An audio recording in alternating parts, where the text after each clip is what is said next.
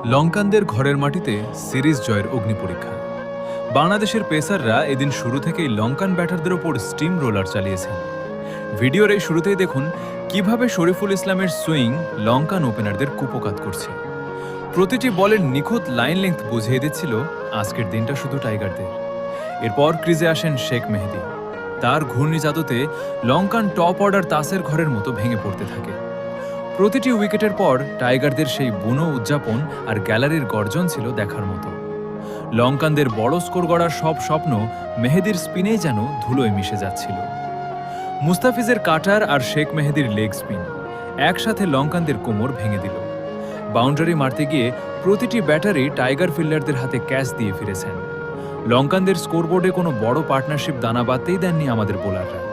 মাত্র ১৩২ রানেই থেমে যায় লঙ্কার ইনিংস।